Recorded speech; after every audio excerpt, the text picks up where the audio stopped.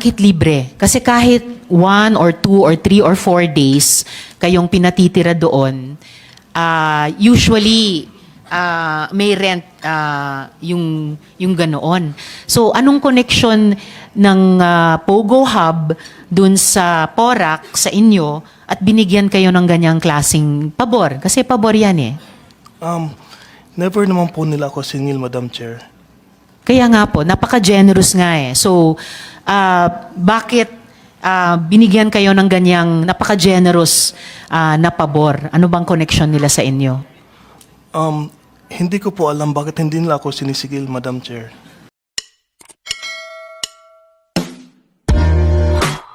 So ko pong magkapagtanong naman kay Mr. De La Serna. Sir. So, unang tanong, sir, kaugnay po ng recent raid ng PAOK at saka NBI. Nakapunta na po ba kayo doon sa Tuba, Benguet? Good afternoon po, Madam afternoon. Chair. And Your Honors po. Yes po, Your Honor. Nakapunta na po ako dun. Alright. Nabisita nyo na po ba yung bahay ni Attorney Roque doon? Yung sinasabing meron siyang interest in that house. And if so, pwede nyo bang i-confirm na yung bahay sa raid ng PAOK at NBI ay bahay na may kinalaman si Attorney Roque? EA po ako ni Attorney Harry Roque before. Hindi ko po alam if kanino po yung bahay na pinagsistayhan po namin, Madam Chair. Sorry, hindi nyo pa alam Hindi ko po alam kung kaninong bahay po yung pinagsistayhan po namin most of the time po. Pero nabisita nyo na dahil sabi nyo na-stayan nyo yung bahay na yon. Yes po, dati. Madam Chair. Alright. So punta naman tayo sa Porac. Sir, anong ginagawa ng mga dokumento nyo doon? Wait, before we go to that question, Mr. De La Serna, kaugnay po nitong kung nakabisita na kayo dun sa bahay at kino-confirm nyo na may interest si Attorney Roque sa bahay na iyon. Sabi nyo nga po, hindi nyo alam kung siya ang may-ari, pero bilang EA, nakapag-stay na kayo doon sa bahay na yon. Sabi ni Attorney Roque, ang bahay sa Tuba, Benguet, ay pagmamay-ari ng isang korporasyon, yun na nga pong PH2. At ang korporasyong iyan naman ay pagmamay-ari ng Biancham. Mr. De La Serna, stockholder po ba kayo? Either sa PH2 or sa Biancham? Honestly po, hindi po ako stockholder ng PH2 po. Pero stockholder ba kayo sa Biancham? Yes po, Madam Chair. Alright. Salamat sa inyong tanong dahil yun nga po ang ipinapakita dito sa General Information Sheet ng Biancham na stockholder po kayo doon. So, yun. Pagkatapos nitong... Well, Mr. De La Serna, kung stockholder kayo sa Biancham, bakit sabi nyo hindi nyo alam kung sinong may-ari nung bahay na pagmamay-ari ng PH2 na ang may-ari naman ay ang Biancham din, kung saan kayo kung saan kayo stockholder? To be honest po, Madam Chair, stockholder po ako ng Biancham pero hindi ko po alam ang lahat ng properties po ng Biancham po. So bukod sa PH2, may iba pa bang properties ang Biancham o iba pang korporasyon? To be honest po, Madam Chair, hindi ko po alam yung properties po ng Biancham. So hindi nyo rin alam na ang Biancham ang may-ari ng PH2 or alam nyo ba? Madam Chair, hindi ko po alam na Biancham po yung owner ng bahay po sa Tuba, Benguet po. Well, Biancham ang may-ari ng PH2, PH2 ang may-ari sa bahay sa Tuba, Benguet, kung saan nakapag-stay na kayo. Pero hindi nyo alam na yan ay pagmamay-ari ng PH2. Okay? Paano kayo naging stockholder ng Biancham? Nung naalala ko po, may pinasign na po na document sa akin before to be a stockholder po ng Biancham po, Madam Chair. Sino nagpa-sign sa inyo nung dokumentong iyon para maging stockholder ng Biancham? To my memory po, Madam Chair, that was Attorney Val Ortega po, Madam Chair. Attorney Val Ortega. Yes po. Sino po si Attorney Ortega? Siya po yung majority holder po ng Biancham po, Madam Chair. Siya ay majority stockholder ng Biancham. Sorry, maliit lang yung dokumento, dear resource persons. So we will see kung nandito si Attorney Val. Sorry, Mr. De La Serna, ano po yung family name ulit ni Attorney Val? Ito ba? Si Percival? Tama po, Madam Chair. So, Attorney Percival Ortega. All right. So, si Attorney Percival Ortega. Bang incorporators ng Biancham. Kilala ko po si Attorney Val Ortega po, Madam Chair. All right. Kilala nyo ba yung tatlo pang incorporators ng Biancham?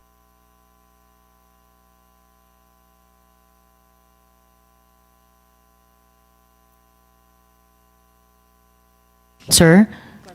Ito po yung, ifa-flash din po namin yung incorporators ng Biancham para maitanong ko sa inyo kung kilala nyo po ba yung iba bukod kay Attorney Ortega.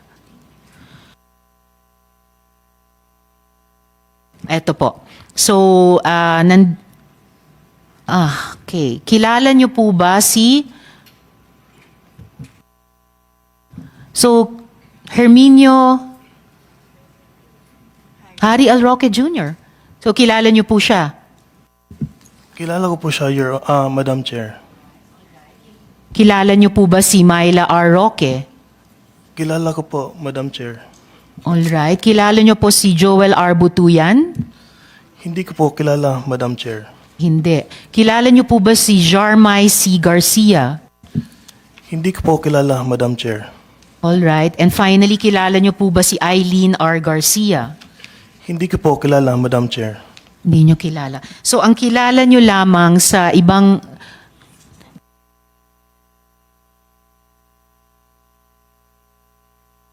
Alright, that's right, that's right. So, sa mga incorporators, ang kilala nyo lang ay sina Herminio Harry L. Roque Jr. at Myla R. Roque sa Biancham. Tama po, Madam Chair. Alright. Tapos dun sa stockholders, ang kilala nyo pa lang sa mga naitanong ko pa lang sa inyo ay si Attorney Ortega. Tama po, Madam Chair. Alright. So, mamaya baka maitanong ko sa inyo yung tatlo pang stockholders sa Biancham. Okay. So, for now, dako naman tayo sa PORAC. Ano pong ginagawa ng mga dokumento nyo doon sa PORAC? Nakita po yung mga documents ko po sa Pogo facility po sa PORAC po kasi doon po ako nakikistay po, Madam Chair. I am currently a student pilot po sa isang flying school po in Pampanga po. Alright, so nakikistay kayo dun sa Pogo Hub sa PORAC. Tama po, Madam Chair. And student pilot kayo ngayon sa Pampanga. Saan dun sa, kasi malaki yon, halos 8 hectares, Pogo Hub sa PORAC. Saan po kayo eksakto doon sa malaking Pogo Hub na iyon nakatira? At To hanggang be ngayon honest ba po, nakatira kayo doon? No po, Madam Chair. To be honest po, Madam Chair, sobrang laki po ng, hindi ko pa alam gano'ng kalaki yon pero may isang room lang po ako doon na parang boarding house po, kumbaga po yung pinagstayan ko po doon, Madam Chair. Okay. Kami po ni na Sen Sherwin nakapasok doon pagkatapos ni raid ng PAOK na ocular inspection namin yon. Banda saan doon? Katabi ba nung parang mga villas nung mga Chinese bosses? Katabi ba ng yung mga building doon kung saan ginagawa yung Pogo operations? Katabi ba ng firing range? Saan banda To roon? be honest po, Madam Chair, hindi ko alam saan yung villa, saan yung Pogo facilities or yung... Yeah. So, Yung firing sorry, range Mr. De La Serna, I stand corrected. Yung tinatanong ko sa inyong mga landmarks ay sa Bamban. Sa PORAC pala. At least pwedeng i-describe nyo ba ano yung mga katabi nyong building doon sa room or boarding house nyo? Actually, mas malaki pa po yung PORAC sa Bamban. Yung PORAC ay mga 10 hectares. So, kumbaga, ano po yung landmarks doon sa boarding house o room na kung saan kayo nakikistay?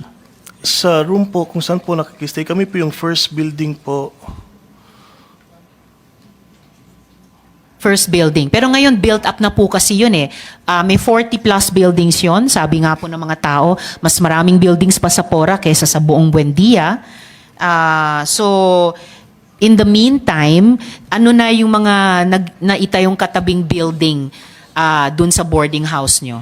Para at least pwede naming maisip ano ba kayang landmarks banda saan yon sa hub.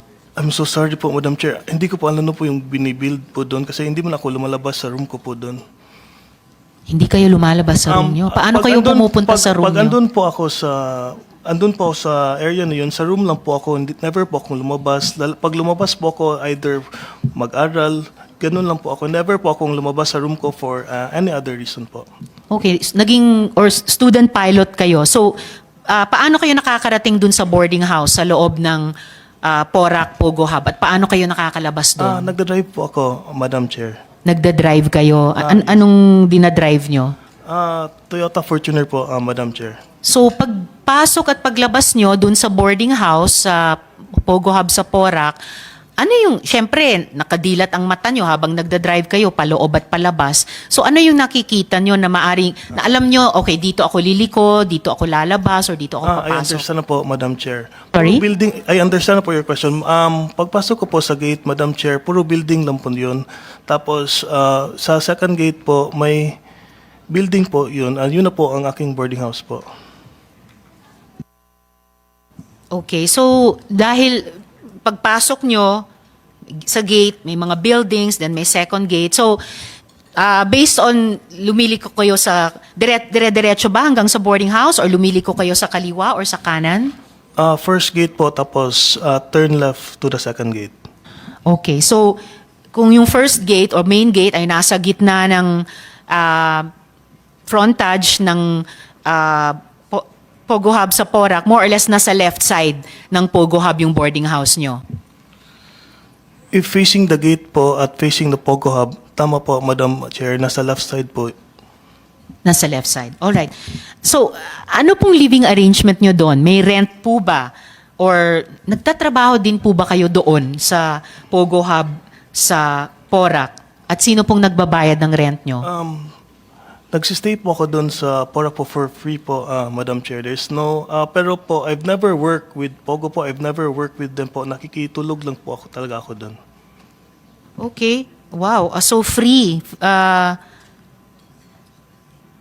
Na free lang kayo tumitigil doon. Well, nakapagtataka po talaga na nakikitira kayo doon, loob ng Pogo Hub. Kumbaga, it's a business area.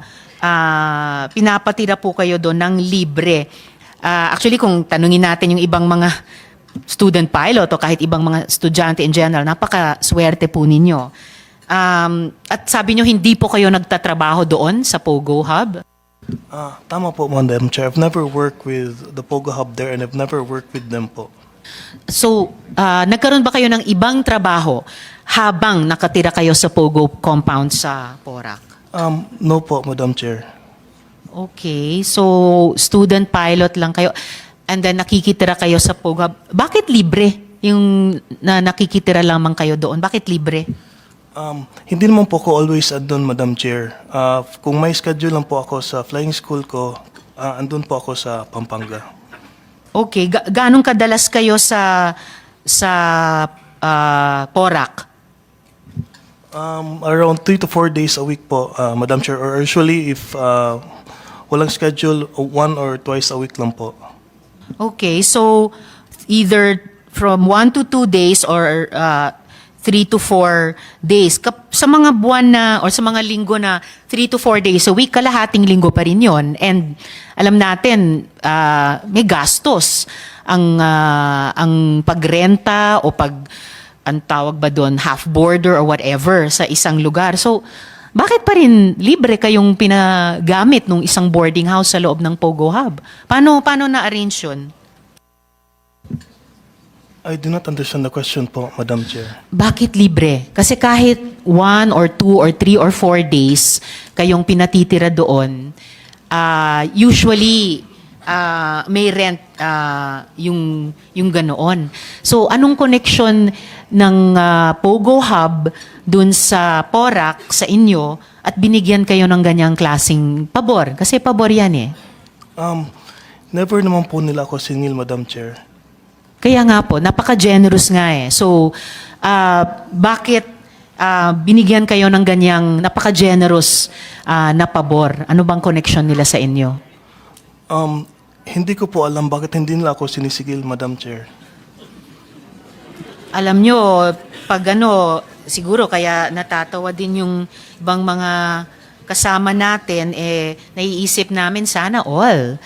Kasi po, at saka dapat po, well, ito lang tayo bilang Pilipino, malakas po yung utang na loob natin. Yung mga taong gumagawa ng mabuti sa atin, lalo na't walang hinihinging kapalit, ay talagang at least inaalam natin bakit.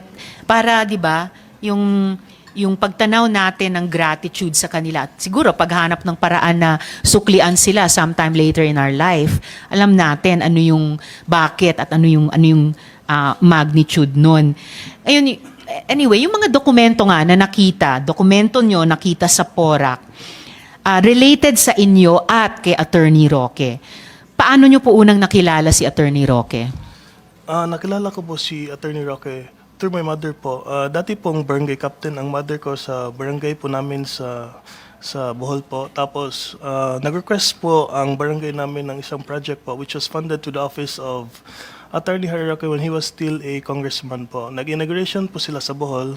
Doon ko po na-meet si Attorney Harry Roque po, Madam Chair.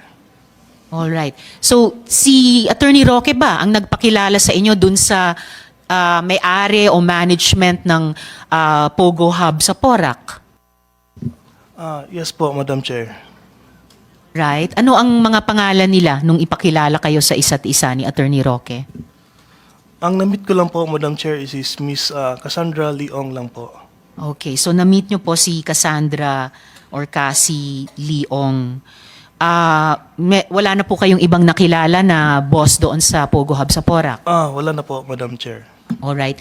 And then, ano naman ang history ng working relationship nyo ni Attorney Roque? Ano pong trabaho nyo sa kanya? Nag-start po ako as social media po ni Attorney Roque po. Tapos naging EA niya po ako nung nagpunta po ako sa Malacanang until nag-resign po ako sa kanya last year to pursue my career in the aviation po, Madam Chair. Alright. Nagtrabaho pa po ba kayo kay Attorney Roque pagkatapos nilang umalis sa Malacanang? And if so, anong trabaho po iyon? Yes po, Madam Chair. Part po ako ng campaign team po ni Attorney Roque po. Alright. Are you still under the employ of Attorney Roque? No po, Madam Chair. And then, ano naman po ang partisipasyon o trabaho ni Attorney Roque para sa Pogo? Sa pagkakaalam ko po, Madam Chair, siya po yung legal lawyer po ng isang company po na hinahandle niya po doon. Aling company? Sa pagkakaalam ko po, Madam Chair, Whirlwind po yun. Whirlwind.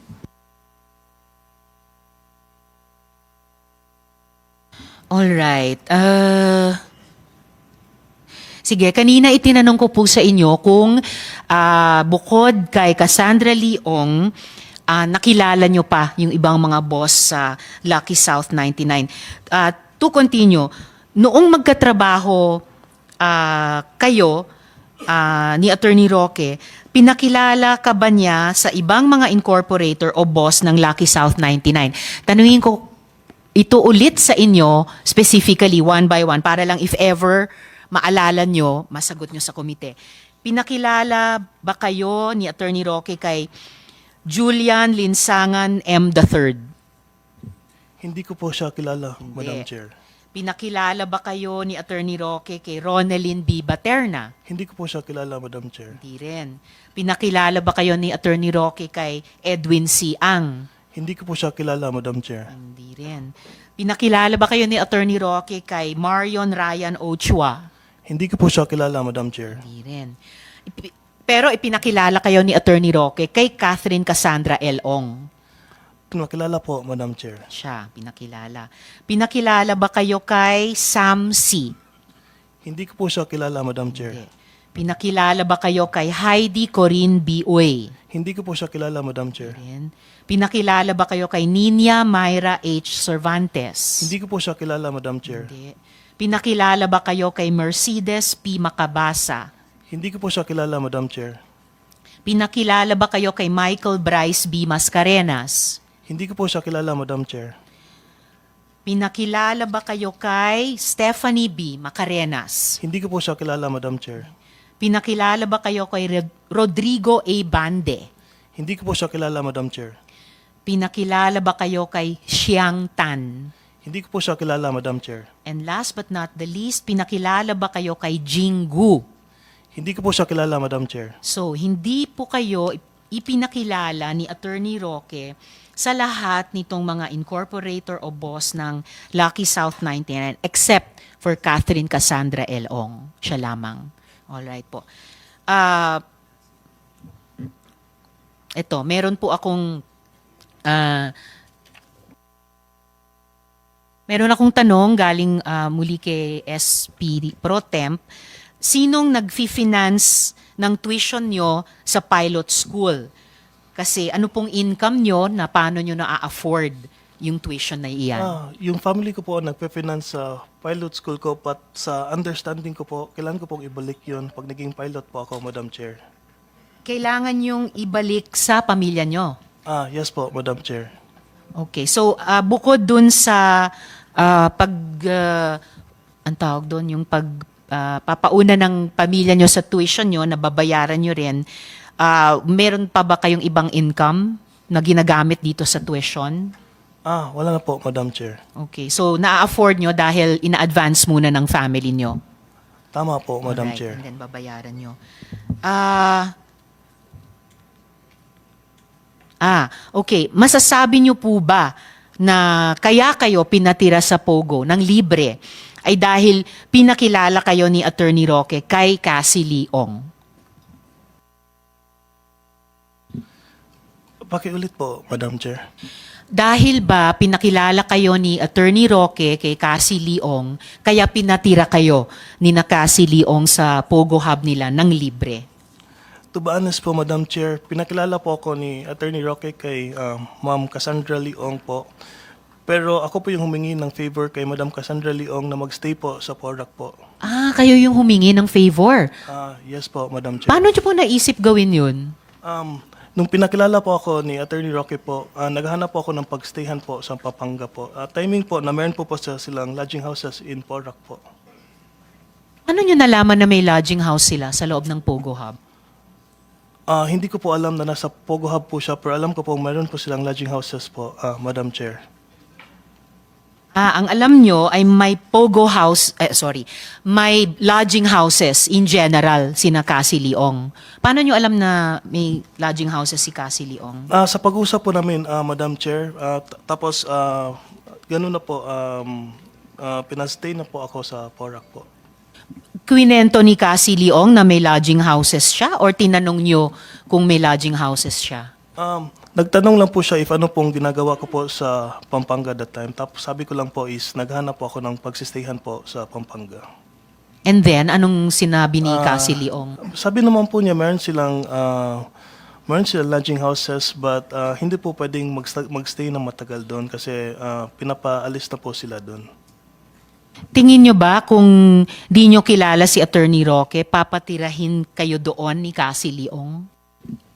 If hindi ko po kilala si Attorney Roque, hindi ko rin po makikilala si Ma'am Cassandra Leong po, Madam Chair. Okay. So dahil kilala nyo si Attorney Roque, nung napag-usapan nyo ni Cassie Leong na naghahanap kayo ng pagstayan, pinatira kayo doon ng libre. Alright. Yes po, Madam Chair. Alright. Salamat po. May ka-meeting pa po ba? Sorry. Bago yon. May ibang Pogo pa bang involved si Attorney Roque? Sa pagkaalam ko, wala naman po, Madam Chair.